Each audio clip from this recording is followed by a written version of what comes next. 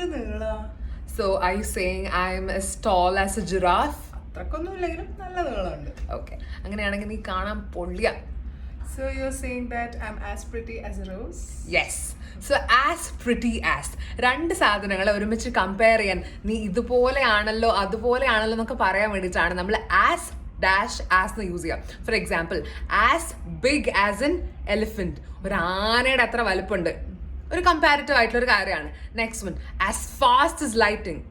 We could say Usain Bolt is as fast as lightning. മിന്നൽ വേഗത്തിലാണ് ആരോടുക? Usain Bolt. You can say you are as cute as a rabbit. ഒരു റാബിറ്റിനെ പോലെ cute ആണ് എന്ന് പറയാം. അപ്പൊ ആസ് ഡാഷ് ആസ് എന്ന് പറയുന്നത് എന്തിനാണ്? ഒരു സാധനത്തിനെ മറ്റൊരു സാധനമായിട്ട് കമ്പയർ ചെയ്യാൻ. അക്ഷരാർത്ഥത്തിൽ അങ്ങനെയാണ് എന്നല്ല, അതുപോലെയൊക്കെയാണ് എന്ന് പറയാൻ വേണ്ടി. I M like you are like A rose എന്ന് പറയില്ലേ? ലൈക്കിന് പകരം നമുക്ക് യൂസ് ചെയ്യാൻ പറ്റുന്നതാണ് എന്ത്? ആസും. ഓക്കെ, അപ്പോൾ നിങ്ങൾക്ക് മനസ്സിലായി എന്ന് വിചാരിക്കുന്നു. ഇതുപോലെ സ്മാർട്ടായി ഈസി ആയിട്ട് ഇംഗ്ലീഷ് പഠിക്കാൻ വേണ്ടി you can follow English House. Yes. By.